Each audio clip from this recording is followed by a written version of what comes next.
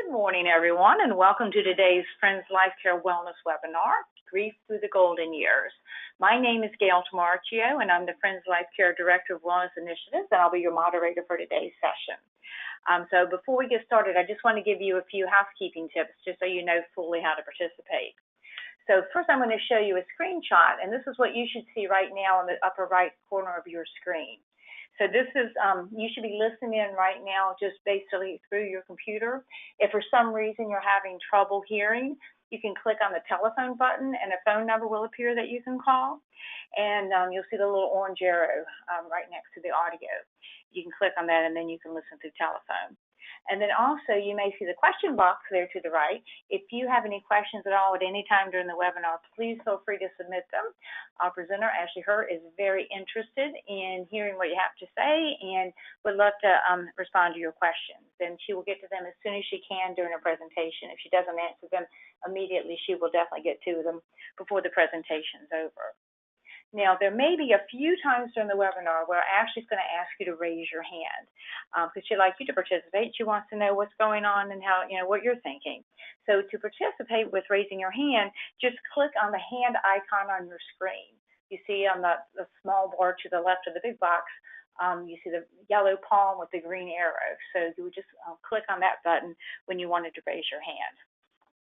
Okay, so now you should have received in an email earlier today 3 handouts for today's webinar. One of them is a copy of Ashley's PowerPoint presentation, and so you can follow along with notes if you like, and you can look at those later. And she also has 2 other handouts that she'll explain during the presentation. So now I'd like to introduce our presenter, Ashley Herr. Ashley is a licensed professional counselor and has worked at the Center for Loss and Bereavement in Skip-Ack since starting as an intern there in 2008. In addition to counseling individuals and families, she's also a group facilitator and presents professional roundtable trainings. She's certified in thanatology, which is death, dying, and bereavement, through the Association for Death Education and Counseling. And Ashley works from a strengths-based and person-centered approach to support individuals as they process their grief. Ashley welcomes a collaborative and dynamic relationship with individuals as they navigate their journey through grief and bereavement. And in addition to today's webinar, Ashley's also going to be leading a 6-week support group on grief and bereavement in late adulthood as part of our Fall Vigor program. And she'll tell you a little bit more about that and some of the other programming that we have coming up related to grief later on during the presentation. So Ashley, thank you very much for taking the time to join us today. We're really interested in what you have to say on this important topic. Hi, everyone. I hope you can hear me. Thank you, Gail, so much for the kind introduction. I'm very excited to be doing this for you guys today. Like Gail said, if you have any questions that come up throughout the presentation, feel free to type them in, and I will check periodically to hopefully answer your questions throughout. But if I don't get to it, I'll be sure to answer them at the end. So please feel free to stop me throughout and we can navigate this webinar together. I do want it to be interactive, so feel free to raise your hand and we will go right along through it. I do have a lot of information to share with you today. And obviously, we are concluding the webinar at 12 o'clock, so I will be mindful of time. And that's why if anything comes up throughout it, I definitely want to make sure I answer your questions today. So we will jump right in. So just to share a little bit about the Center for Loss and Bereavement. I'm not sure if you are familiar with our center, but we offer a variety of different services. We have individual and family counseling in our main front building that you can see right from Route 73 that you may have passed before. We offer specialized support groups year-round. We have different types of groups like loss of spouse, loss of parent, loss of sibling. We just started a loss due to addictions group this past year as there is increasing need for that type of support. We also offer a monthly loss of child group throughout the year as well. So we basically respond to the need of the community for the support groups. We have a few children's programs. Nello's Corner is it's an every other week group throughout the school year that provides support to young children ages 5 to teenage years, and then we have a young adult support group as well. But we do different activities. We follow the child's lead. So it's a great program throughout the year that the parents are also involved in. They have their own little support group while the children meet. And then we have Camp Millie, which is our 4-day camp in June, the last week of June every year. And it's filled with different activities, grief discussion for the children, and just a really, lots of fun activities for them, aside from all of the grief aspects. And then just like this webinar, we offer professional trainings. We do in-house trainings about 3 times a year where we invite professionals to come in for continuing education credits, and we also go out to the community and provide trainings for different groups or churches or organizations as well. And this is our first webinar, so thank you again for having me. We will go right through, let's see. So just a little bit to get you thinking before we get into more of the specifics about grief and bereavement. First, if you have any questions that, came to your mind, what are you hoping to get out of this webinar? Why did you sign up? So, think about it for a second, and if you have anything, feel free to jot it down so I can make sure I answer those throughout if anything stands out to you. But I wanted to ask you, and this is where you can use the little raise your hand feature, if it's a little hand with the arrow. So did you join this webinar to get information for yourself? So raise your hand if you are getting information for yourself today. Okay, a few of you, great. Did you join the webinar today to get information for anybody else? And if your hand's raised and you agree to the next one, keep it raised. And I believe if you just unclick it, that'll bring your hand down. Please raise your hand if you've had someone close to you die, whether it be a friend or a family member. Okay, thank you. Raise your hand if you are anticipating the death of someone close to you. All right, a few of you as well. Raise your hand if you've lost your independence through functionality or work. So that's another type of loss.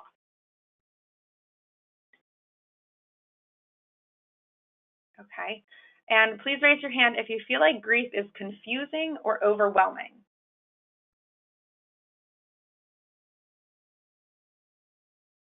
Okay, so we definitely have a variety of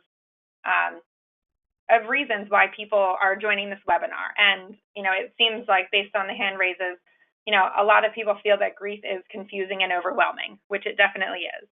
So an activity that we sometimes do with some of our in-person trainings, it's a little difficult to do here, but I'd like you to think about if you had to describe yourself in 1 or 2 sentences, just kind of think in your head right now, how would you describe yourself? I'll give you a second. So the idea, with this activity, feedback that we've gotten is it is so hard to, sum up your whole life and who you are in 1 or 2 sentences. And that's also, why grief can be so messy. We see obituaries in the newspaper, and we know that the person who died is so much more than that tiny, blurb in a newspaper. And that's why, we have these huge feelings and lots of emotions, and sometimes it just becomes hard to process. So one analogy that we like to share with people is grief is sometimes you think of like a duck floating on a pond where, from the outside, they can look peaceful and they're kind of just moving along. But if you were to look underneath that water, you see that duck's, feet paddling like crazy. So sometimes grief can feel like that. You're trying to get through the day, through the week. You may present one way, but inside you may feel a different way.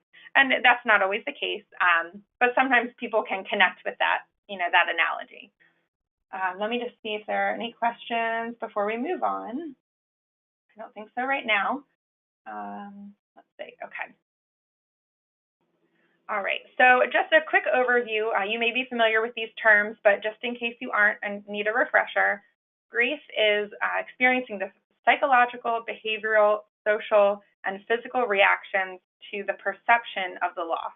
So sometimes this may not be the actual death, it could be an anticipated death, or even the loss of independence or functionality. So it's, it kind of encompasses the whole person. It's not just how you feel, but it's how sometimes it comes out in physical reactions. The physical loss is seen as a decline of the person from both the dying person and the caregiver. So this kind of touches on the anticipatory loss, where if somebody is ill or declining health-wise, you're grieving that loss of the physical person with you. And then the psychosocial loss is the intangible stuff, so the social death and dying of a person or caregiver. So this ties into the independence thing. If you are no longer able to work, being that type of social person, maybe having that independence that you once had, is definitely a type of loss and, things that people grieve. So what is mourning? We understand mourning as a conscious and unconscious process that includes undoing or rearranging. So this, I'm not going to read everything word for word for you, but developing continued bonds is very important when grieving and mourning. So, how to rearrange the relationship, even though the person isn't physically here, or you may not be able to physically do things that you once did. So trying to find new activities and a new way to build that relationship with yourself or that person. Personally adapting to the loss. So this is kind of, going throughout each day, how, maybe the day-to-day changes. You maybe once went to work every single day, and now you are home or in a, if there's, medical concerns, it could, your day-to-day life could be completely different. And learning to live in a healthy way. So this, again, it kind of all ties together with mourning, is you're relearning what your normal is for you, if that makes sense. Any questions, feel free to type them in. Okay. So different types of loss. I talked about this briefly already. So there's death, which is, the most common that people think of when you hear grief and bereavement, the physical death of someone, loss of occupation, loss of independence, health or wellness, or relocation.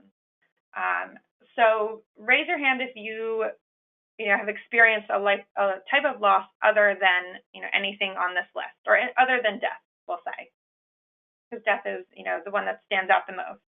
So if you've experienced a loss of occupation, independence, or health, or relocation, feel free to raise your hand. Okay. All right, a few of you. Let me see. Okay, so these are just a few misconceptions about grief. So when you think about grief, it's kind of crazy because in society, nobody wants to talk about it. And, in reality, it's something that happens every single day and is inevitable. So we hear a lot of these misconceptions, and it's important to understand, what really matters, and, the opposite of what you're hearing, I guess. So a lot of people hear that grief means letting go or saying goodbye, and you have to do that in order to move on. So we have learned throughout our research and throughout, working with individuals in the community, that it's really not about, letting go and moving on and saying goodbye. It's finding new ways to connect with that person, even though they're not here with you. You hear the term grief work, which, we use often.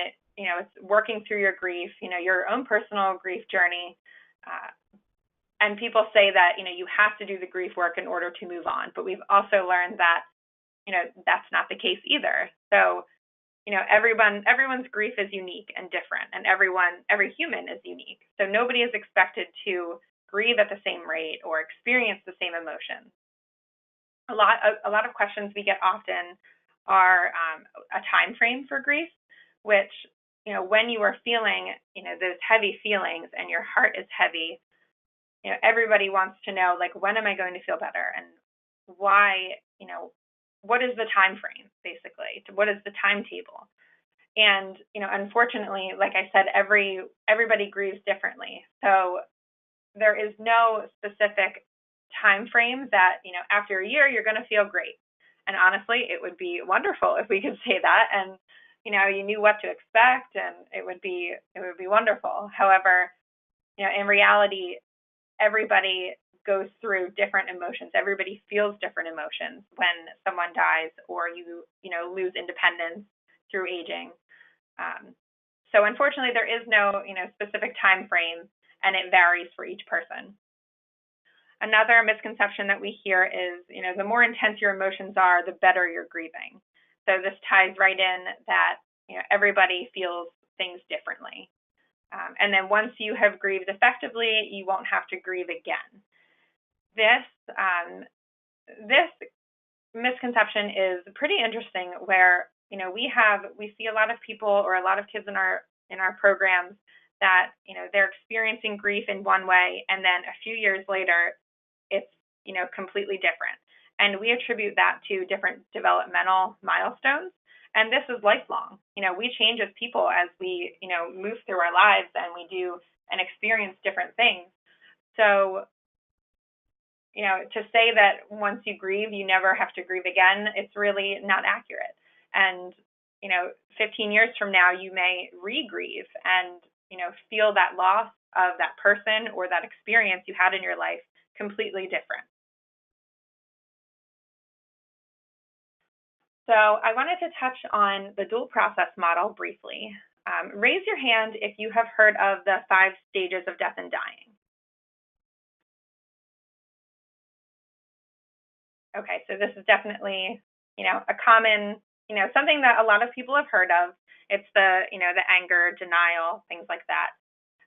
So that is Kubler-Ross's research from many years ago, and we've actually found that model is outdated and not very accurate to, how people grieve today. So the newer research, which replaces the 5 stages, is the dual process model. So to kind of, it's kind of a messy chart, which, grief can be messy. So to break it down for you, there are two sides of grief, basically. So you have the loss-oriented side and the restoration-oriented side. The loss-oriented side is the grief work. You are, feeling those feelings, and going through each day, questioning things, or missing the person, or missing, the activity you once did. This is where, triggers happen and the grief pops up when you least expect it. You could be at the grocery store. The restoration-oriented side is kind of going throughout your daily life, getting back into the work environment, or finding new roles and identities, forming new relationships. Sometimes people use this as a distraction from grief, whether it be through exercise or finding healthy outlets to manage those feelings of grief. So the idea for the dual process model is what you see in the middle, is that oscillation, where you as a human bounce back and forth in between these two sides constantly, in the same day, in the same week, even in the same moment sometimes, because grief can be messy. And being able to, go back and forth, that is the grief experience. Any questions on that at all? You also have this handout, I believe. This one should have been sent to you, just to kind of reflect back on. And if you ever find yourself throughout the day where, you feel like you're back and forth constantly, that is normal. That is a normal grief experience and grief journey. Okay, so anticipatory grief.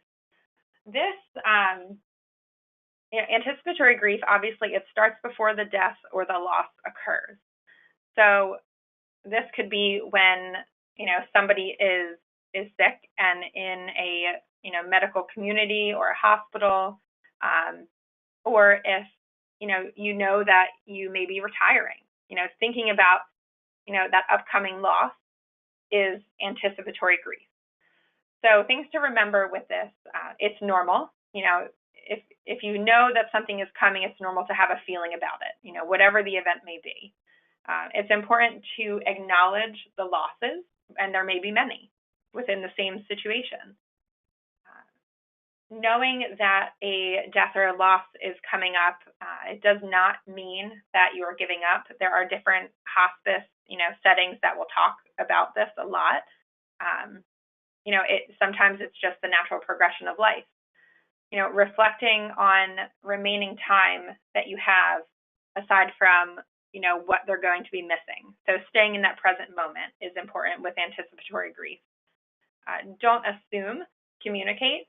So in situations like this, it may be very, very difficult to have those honest conversations with family members or friends about what their wishes are once death, does come, or, once you do retire or you're no longer able to, to do something that you used to be able to do or used to enjoy.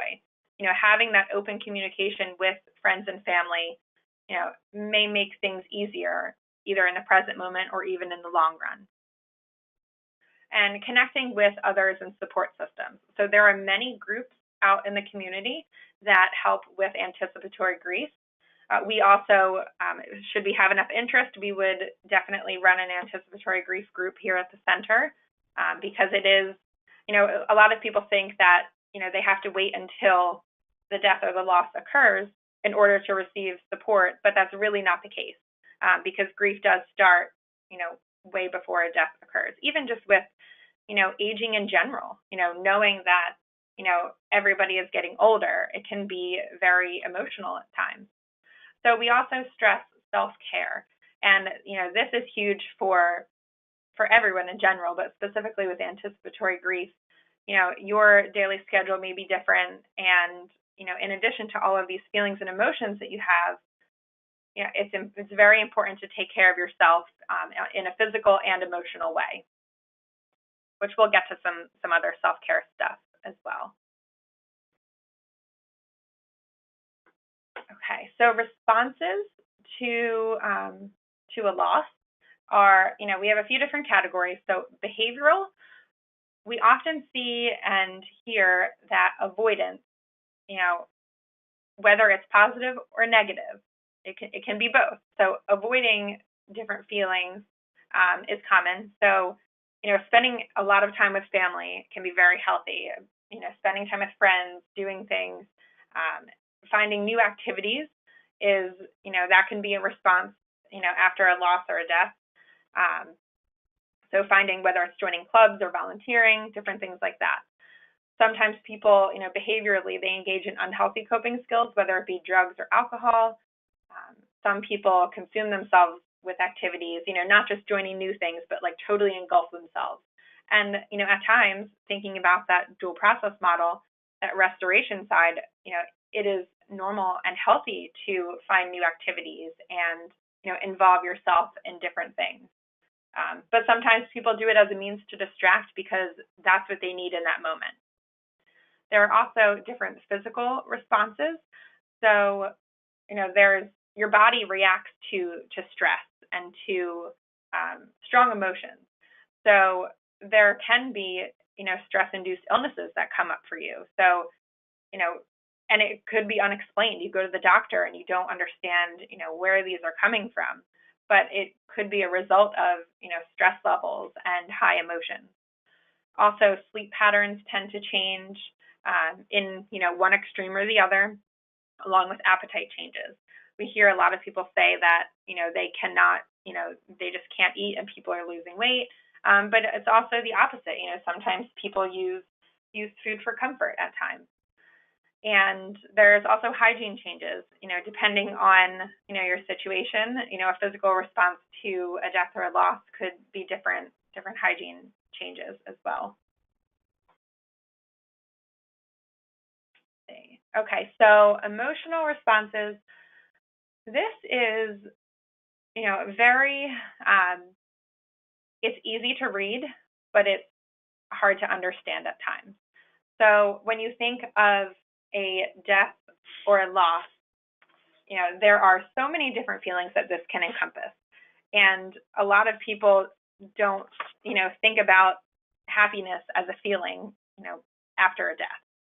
So, I really want you to understand that, every single feeling can come up as a response. And, whether it be anger or sadness or, relief, a lot of the times if someone is, sick for a long time, families will feel relief, and not because, and then they feel guilty about having that relief. But it's really, it all can be so messy, but all of those feelings and emotions are valid and real. People worry about the health of others.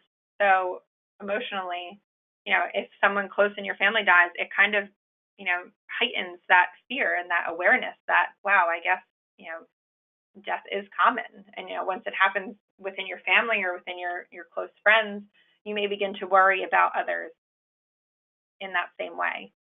You may become more attached to family and friends where, different situations bring people together. And that could be an emotional response. Developing new meaning for yourself and your own life.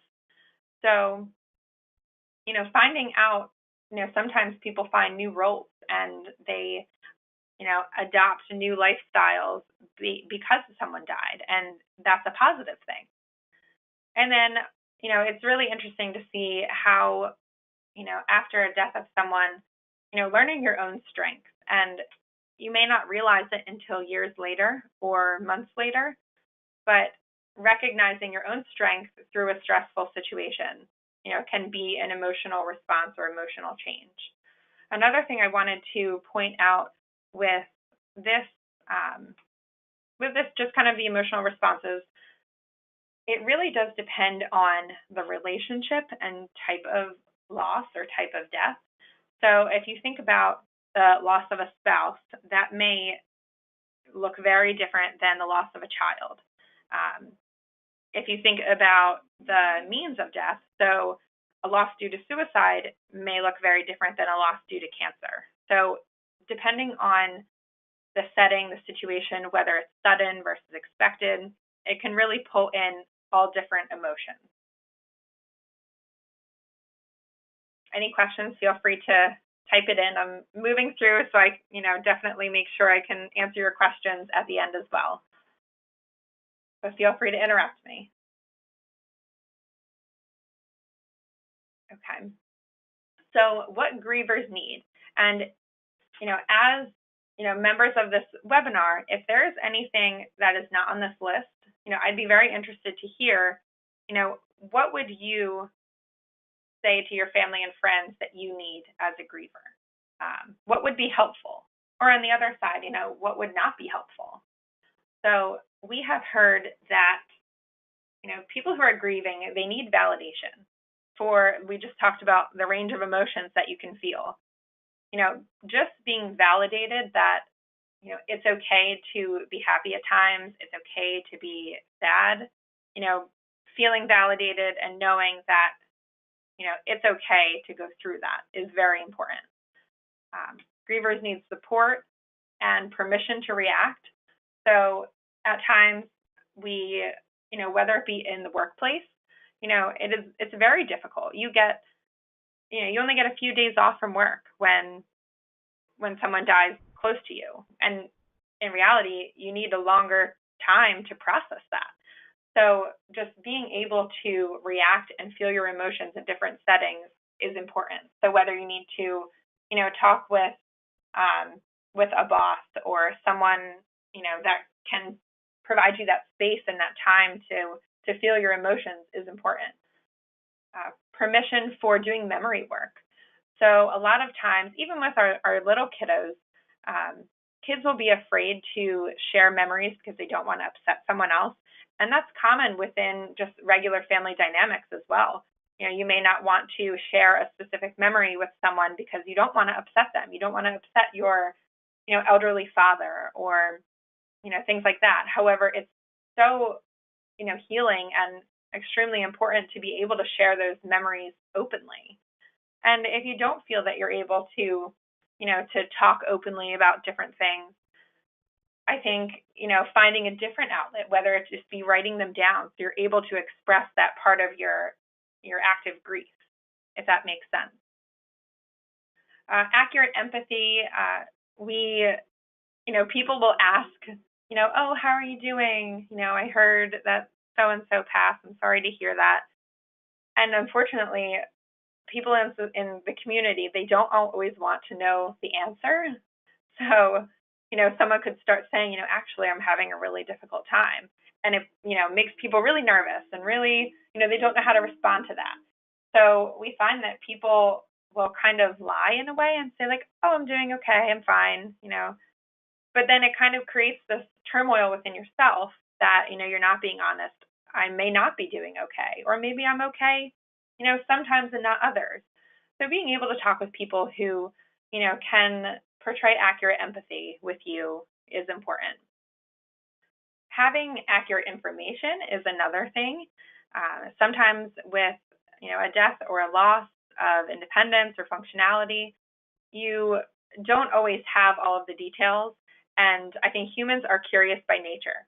So we want those details. We want to know, what happened or the steps leading up to things. So being able to have the accessibility to that information can be helpful. And at times we don't have that. So being content if the answers aren't there as well.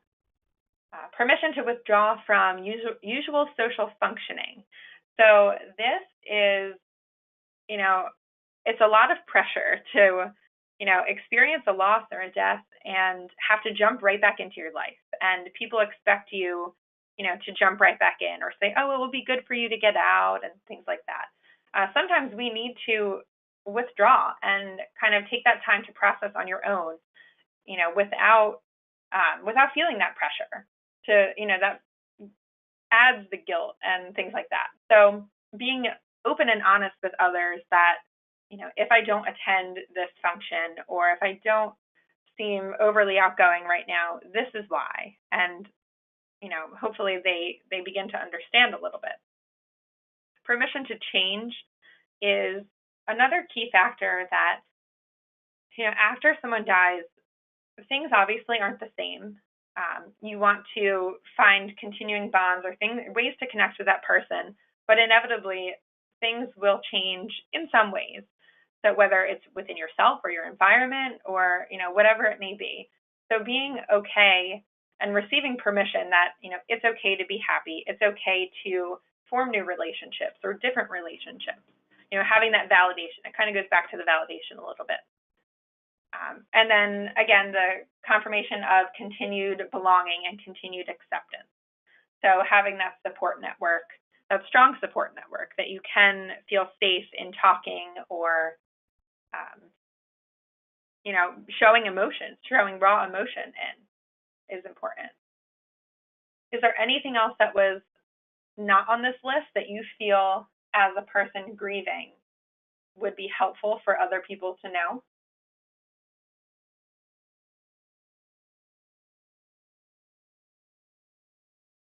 And you can save it as well, or not helpful. If there's something that you've experienced that, somebody said that was not a helpful statement, it's interesting to see those as well, where when you're talking to someone who's grieving, it may appear to be helpful, but it's really not. Okay.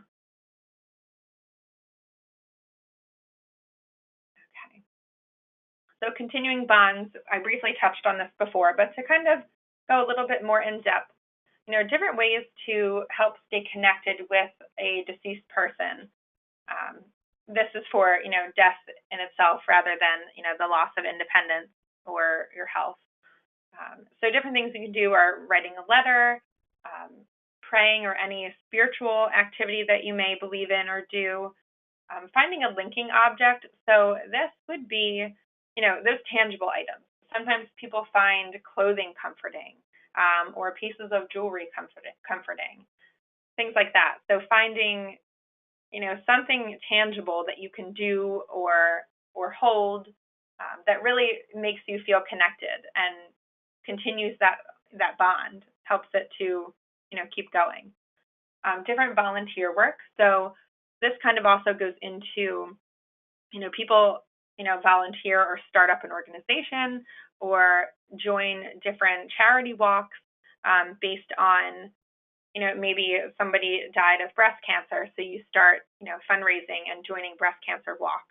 So that's one way to, connect yourself with that person in a community way.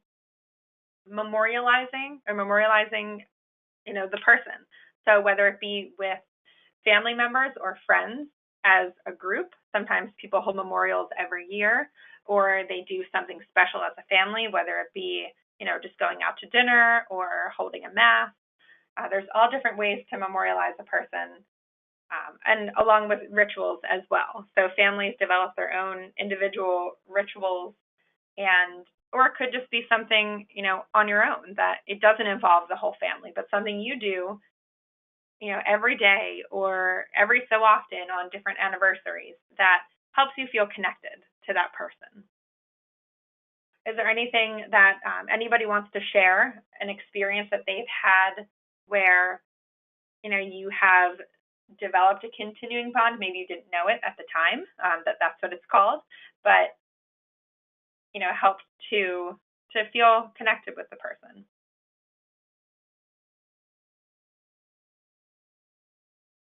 Okay, so one person said that they used to volunteer in an elderly community. They would bring their pets in. That's pretty cool. So because their person, enjoyed animals and worked as a veterinarian, or in a vet's office, I'm sorry. So that's one way. That's definitely a way. So bringing pets into an elderly community is, they feel close that way. That's wonderful. There's all different things that, yes. Oh, so this is Gail. I just wanted to let you know that we did have someone respond to your question about what's not helpful earlier, okay. and they said it's not helpful for others to judge how well grievers are grieving. Oh, okay. I did not see that. I'm sorry. Thank you. Okay, so it says, what's not helpful is for others to judge how well grievers are grieving. That is an excellent point. The judgment is hard. It is, especially within a family, when you have one person who is, from the outside, they are, continuing on with life and seem to not really be affected, where within that same family unit, the other person is really struggling. And from the outside, it looks like one is doing better than the other, and that can be a lot of pressure and a lot of weight. And the thing I can say to that is, again, everybody grieves differently, so there is no right way or wrong way. It's unique to each person, and what's helpful to one person may not be to another. So if it's helpful to kind of engage yourself in activities and kind of keep moving forward, that's okay. And if it's helpful to kind of reflect more and feel those emotions more often, that's okay too. But I understand, from the outside, people do make judgments, and it's really not fun. So thank you for that, for sharing that. Okay, any other continuing bond examples that anybody wanted to share before we move on? Okay. There's one more. It says there seems to be a culture. I'm sorry. It says, and there seems to be a cultural norm that grieving should be over at the end of 1 year's time, which is simply not true. Yes. So, people definitely have that 1 year mark in their head. You go through, people call it the first. So like the first holiday, the first birthday without them, the anniversary, and you kind of have that idea in your head that after that first year, things will be okay. And in our research and in working with people, we find that that day comes and you don't necessarily have this big aha moment like you want. And it would be great if, like I said earlier, if you had that timetable that, all right, this day, I'm moving forward, it's going to be so much easier. But in reality, grief is, it's difficult. And especially if you have, depending on the relationship with that person, whether you are an immediate caregiver or if you were, just extremely close or even not close, death is very difficult. Thank you, Gail, for jumping in, because I don't think I'm seeing the questions. Sure, no problem. So if there's anything else, just let me know. Okay, so we will move on to mindfulness. So this is just a technique that you may or may not have heard of.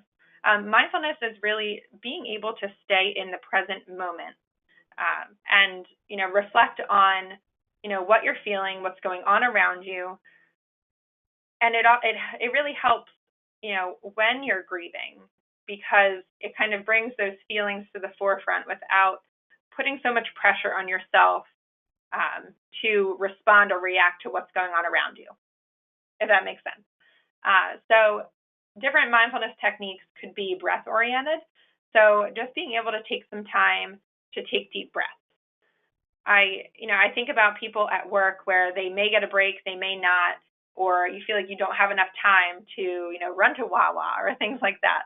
So, even just taking 5 minutes to, turn your chair around from your computer, or, take a quick walk, to take, a few deep breaths is incredibly helpful and can kind of reset you. Focus oriented, guided imagery, walking, like a walking meditation type activity. This is, there's different things on YouTube actually that you can find different guided imagery videos. So it will kind of talk you through a relaxation experience. So it may, tell you, close your eyes, pretend you're at the beach, and it has really relaxing sounds and ocean noises, and it will kind of guide you through this, experience that really relaxes your mind and your body. So different focus-oriented activities, and even like knitting or drawing, using that repetitive motion can be very calming. Spirituality is a huge aspect for people, finding what you believe in and connecting to it and practicing in whatever way is comfortable to you and healing to you. And also yoga and stretching. So physical activity, specifically yoga, because it is more of a mindful activity that is kind of within your body. You can keep your eyes closed. You can, be present with yourself and your own physical movements that can be very healing for people. Okay, so professional help, I talked briefly in the beginning, but there are a variety of different supports available for you. So there's individual counseling, group support. Peer counselors are, the facilitator for the group has a similar experience as you do, where group support, the facilitator may not be directly connected. So a peer counselor it just may feel a little bit different, and it may be a more, like they connect with you as well. So there's all different types of supports. And I wanted to ask you guys, how do you know if someone or yourself needs professional support? What would be kind of like the red flags in your mind?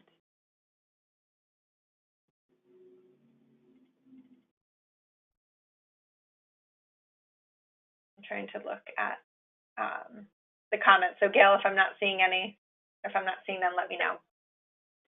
We have a quiet group. So far, no one has responded. Okay. All right. So I think actually we'll cheat a little bit because I do have some on the next slide. So unhealthy coping skills. This list may be kind of the red flags about needing professional help, but not always. So I'll explain a little bit. So different unhealthy coping skills are isolation, a drastic change in normal behavior. Obviously, we talked about different changes within yourself that are, common, but, drastic behaviors that stand out to other people and that you feel concerned about, that may be a reason to find additional support. Depression, increased anxiety, different impulsive behaviors like alcohol use, drug use, sexual promiscuity, talking about suicide, even, if you yourself are feeling, having suicidal ideation, that's definitely a sign to find additional or professional support. A constant feeling of anger or change in appetite and sleep patterns. So these are more of the unhealthy coping skills or responses to a loss. However, in order to, you don't need to be feeling these in order to receive professional support, if that makes sense. So these are more of the more serious or unhealthy responses. But if you feel that you just want someone to talk to or want someone to relate to, which a group may be good for that, that is, definitely cause for finding professional support. And I think in our community, people don't talk about death and dying often, which makes it feel like, oh, I should be over this. Like, why am I feeling this way? Nobody else feels this way when someone dies. But in reality, a lot of people do. And it's kind of building the courage to recognize that, it may be helpful to talk with someone or to be in a group setting. And it doesn't mean it lasts forever, but it could get you through, a month or two that may be difficult. Oh, and Ashley, somebody also wrote in that another way to identify unhealthy coping is when individuals show and or say that they're stuck or overwhelmed. Okay, wait, could you say that again? I'm just looking for it now. Oh, sure. No, when individuals, they say or they show through their behavior that they are stuck and or overwhelmed. Okay, yeah, definitely. So just, being aware that, people may be saying it out loud, that they just feel overwhelmed and don't know what to do. So that could definitely be a sign that, more support is needed. And again, just like the behaviors as well.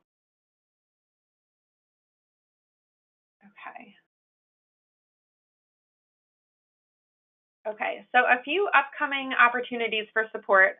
Gail mentioned briefly in the beginning, the Center for Loss and Bereavement, we are holding a 6-week support group here at the center. So that begins on, October 8th, I believe.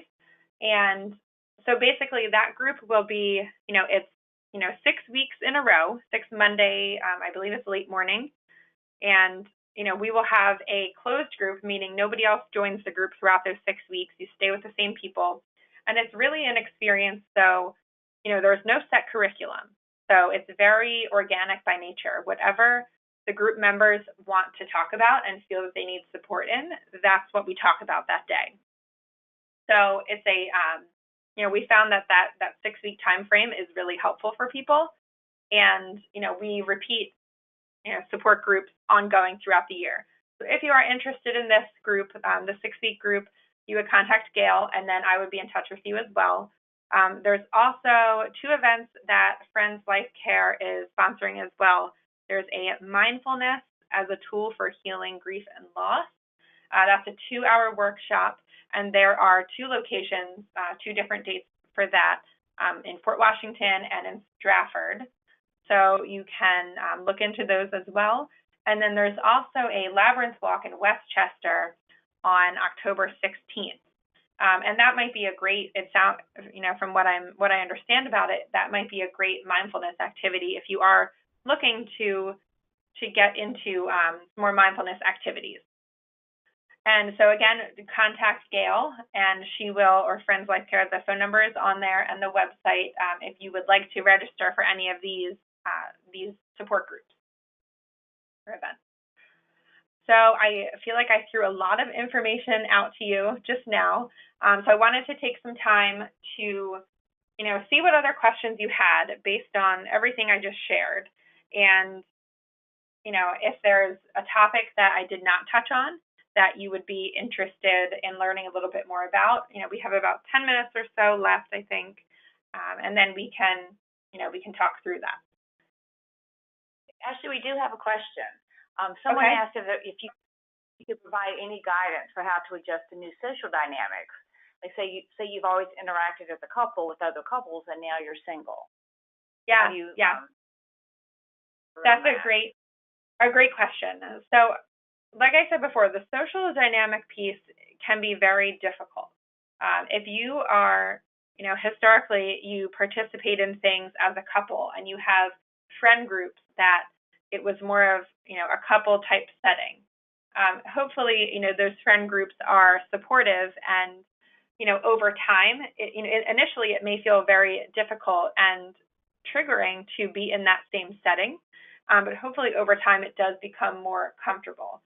I also think, with that, loss of spouse example or loss of partner example, I think, support groups are really powerful for this, because being able to talk with someone going through the same situation as you and being able to say out loud, I don't know how to interact with my friends anymore without my husband or wife, can be very empowering to say that, where it may not be, you may feel that you're not able to say that to your closest friends, because they just don't understand, or they're not, sharing that same experience as you, by no fault of their own, of course. And even finding new social situations. So there are many meetup groups that I've heard have been very helpful for, grieving individuals, and they're specifically for, grieving spouses or, widows, things like that. And I've also heard of online support groups. So if, sometimes physically you're not able to attend these type of groups, but there are, internet-based groups, whether it's on Facebook or I think there are even, individual portals that are just for support groups, where, you're able to connect with these people and share those raw emotions and have someone understand you as well, if that makes sense. So I hope that answers a little bit.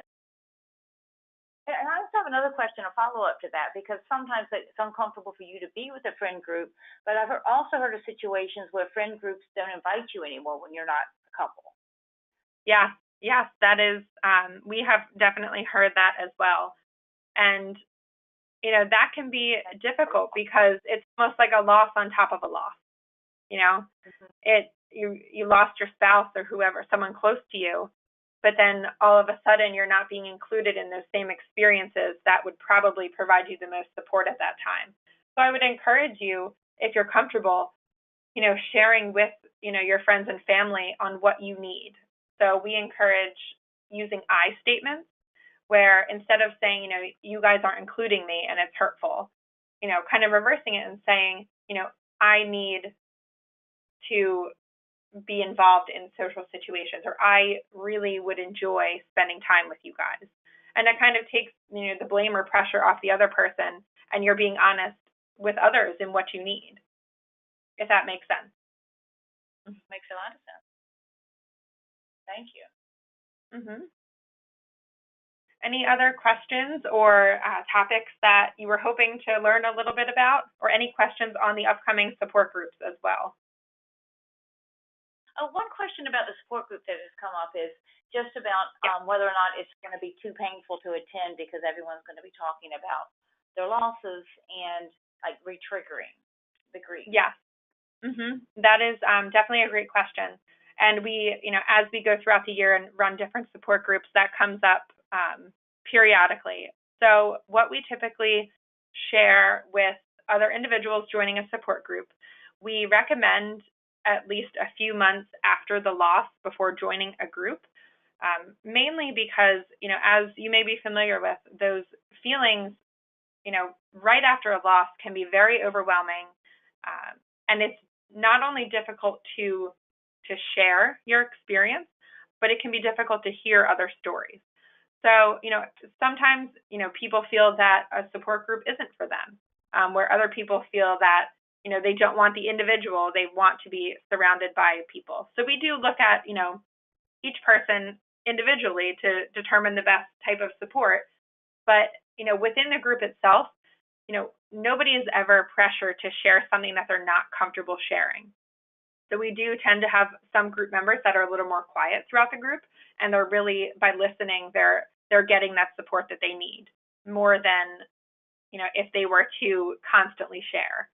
We do ask that by joining a support group, you do at least share, who the loss, who died in your family or what the loss was, because it helps people to, be able to connect and relate a little bit. But we 100% respect the fact that not everyone is comfortable sharing to the degree of others. That's a great answer. Thank you very much. And we also had a follow-up comment to the social Okay. situation thing. And Yeah. someone said that her experience is that couples, especially younger couples, do pull away from the single person. And she actually had a friend say that she didn't want to know what it's like to be a widow, and she never heard from her again. So Oh, she wow. said she thinks, yeah, it's like it's pretty painful. Talk about a loss on top of a loss. Yeah. But I Yeah. think it's Very it's hurtful. important, very hurtful. That she thinks it's important to note that people don't get over grief, but you rather learn to live with it. It's a new normal. Yes, exactly. It is the new normal, and you learn to adapt and navigate your environment, with this new life experience. And it's definitely a shame that things like that happen. And that was kind of what we were talking about earlier, the things that are not helpful for people to say, you know.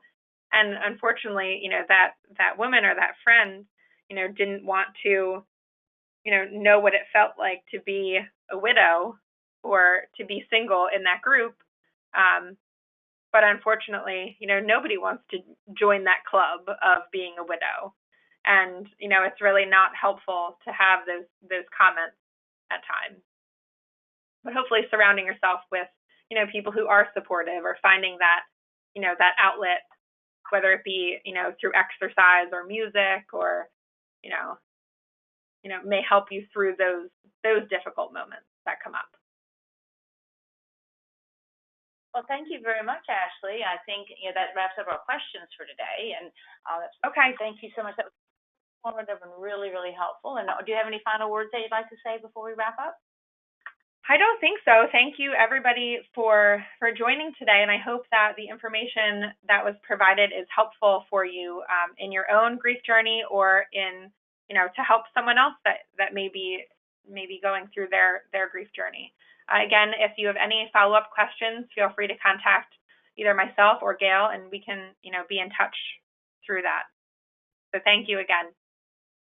Well, thank you, Ashley, and thanks to everyone out there for attending today's webinar. I hope you learned as much as I did, and I just found it to be extremely helpful. So really appreciate everything, Ashley. And so when you leave today's webinar, you're going to receive a very quick survey. It's just 5 quick questions. And we'd really appreciate your feedback, because it helps us to improve our future webinars and let us know what you're interested in. And you'll also receive a follow-up email within 24 to 48 hours with a recording of today's webinar. So in case you missed anything and want to listen again or review again, you have the opportunity to do that. And Ashley, thank you very much for mentioning all those programs that we have coming up related to loss. They're all on our website. If you go to friendslifecare.org, you can register for any of those programs. And we do have another wellness webinar coming up on Friday, October the 5th, and it's called Fitness and Durability at Every Age. And basically, the purpose of the webinar is to help you enhance your structural stability and confidence in your daily movement. So the doctor's going to go over exactly how you move, just everyday movement, so you can keep your body safe and prevent injury. So I hope you can join us for that. And thank you all again for attending, and thank you so much, Ashley. We really appreciate your time. Thank you.